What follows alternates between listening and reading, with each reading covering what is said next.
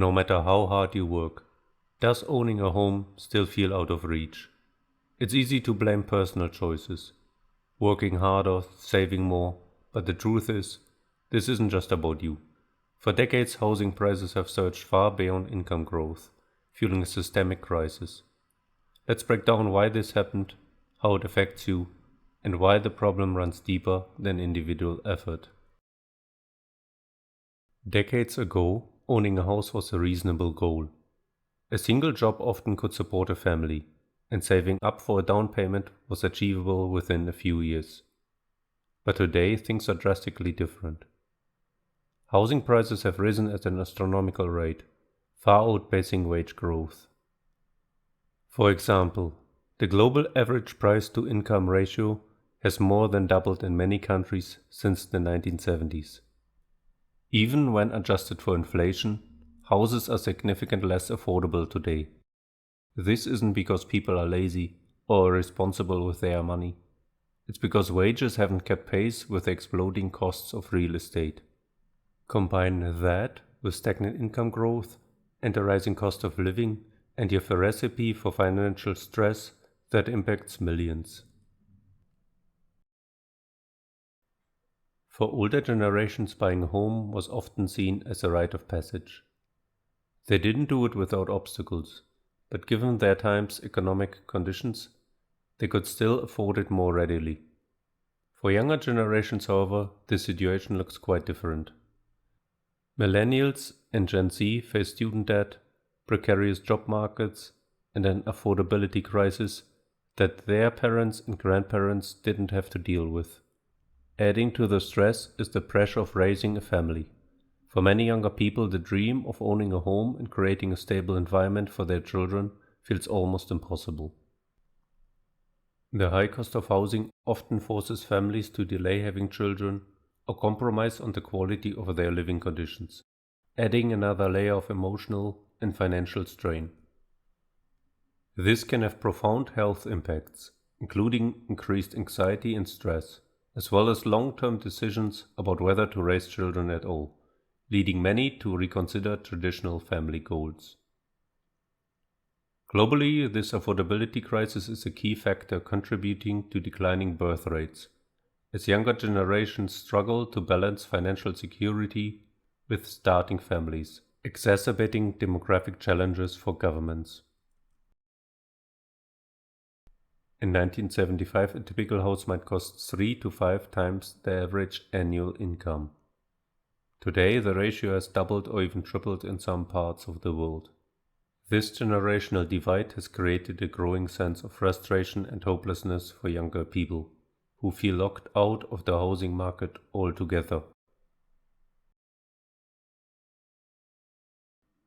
Let's take a closer look at the data to understand the scope of the crisis. The table provided highlights the changes in housing prices, median incomes, and affordability ratios across countries and decades. For example, in 1975, a house in the United States might cost 3 to 5 times the median income, whereas today the ratio has ballooned to 6 or more in many areas. Similar trends are visible globally, with Taiwan, Germany, and Canada experiencing dramatic shifts in affordability.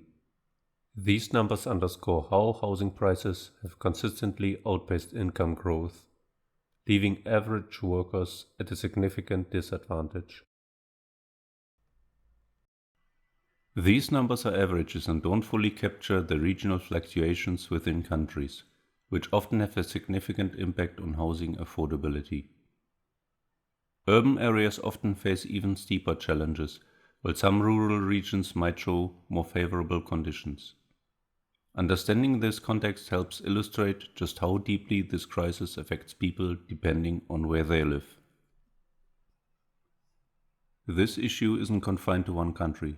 It's a global phenomenon. From the United States to Germany, from Taiwan to Brazil, housing has become less and less affordable. Rising urbanization, population growth, and speculative real estate practices have driven prices sky high. Meanwhile, governments often fail to address the root causes, such as lack of affordable housing or unchecked market speculation. Declining birth rates and a shrinking workforce have further incentivized economic pressures. As fewer young people are available to sustain tax revenue and social welfare systems, governments demand more from individuals through higher taxes or reduced benefits. This cycle creates additional strain on an already overburdened population, perpetuating the affordability crisis. At the same time, it's important to acknowledge outliers. Those who do manage to buy homes despite the odds. Couples in higher paying fields like tech or academia often buck the trend due to higher than average incomes and greater access to financial resources. However, these exceptions highlight systematic disparities, as the vast majority of people work regular jobs with average incomes. For them, the affordability crisis is very real, underscoring the imbalance between the privileged few and the struggling majority. It's easy to internalize this struggle and blame yourself. Maybe you feel like you're not earning enough, saving enough, or working hard enough. But let's be clear, the problem isn't you, the problem is the system. Housing markets are shaped by governmental policies, investor speculation, and global economic trends, factors far beyond individual control. These forces drive housing markets higher, while wages lag behind, making home ownership increasingly difficult. Even with relentless effort, structural barriers in the housing markets make home ownership unattainable for many. And that's what's exactly happening today. So what can be done? Addressing the housing crisis requires systemic solutions, not just individual sacrifices. Governments need to take bold actions to make housing more affordable. This could include the following: building more affordable housing to meet demand, implementing stricter regulation on speculative real estate practices, providing subsidies or tax incentives for first-time homebuyers, reforming zoning laws to allow for higher density housing in urban areas. I doubt these changes will happen, but they are essential if we want to make homeownership accessible again. On an individual level, people can endorse housing reform policies, supporting affordable housing efforts, and most important, share their stories and experiences to increase awareness. The struggle to afford a home isn't a personal shortcoming.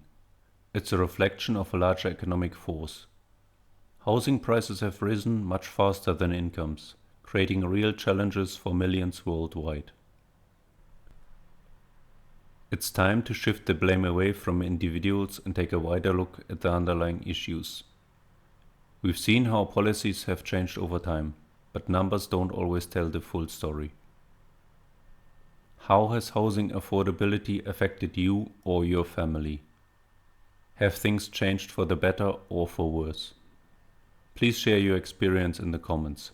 I'd love to hear your perspective.